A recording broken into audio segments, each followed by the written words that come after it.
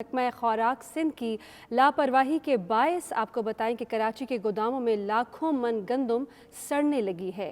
حکام کی مجرمانہ غفلت سے لانڈھی کے سرکاری گوداموں میں پڑی گندم میں کیڑے اور پھپھوندی لگ گئی ہے۔ اسی حوالے سے مزید تفصیلات جانتے ہیں ہمارے نمائندے وقاص باقر سے۔ وقاص باقر، بتائیے گا اس غفلت کا نقصان کتنا ہو سکتا ہے؟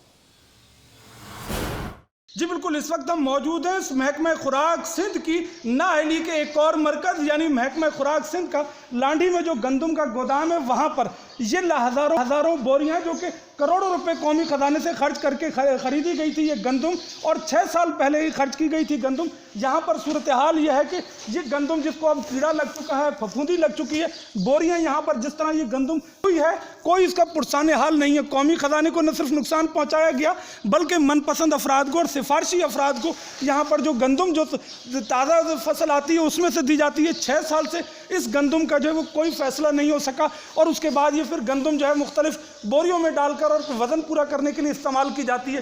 یہ وہ صورتحال ہے جو محکمہ خوراک سندھ کی اور پیپلز پارٹی کی سندھ حکومت کی جو گورننس کی کہانی سنا رہی ہے کہ 6 سال ہو گئے یہ گندم فلور مل مالکان کو پہلے نہیں دی گئی، جو اضافی پیسے لے کر یا جو من پسند لوگوں کو سیاسی سفارش کی بنیاد پر وہ گندم دے دی جاتی ہے جو صاف اور بہتر ہوتی ہے۔ جو یہ 6 سال پرانی گندم ہے اس کا کوئی تصفیہ نہیں کیا جا رہا۔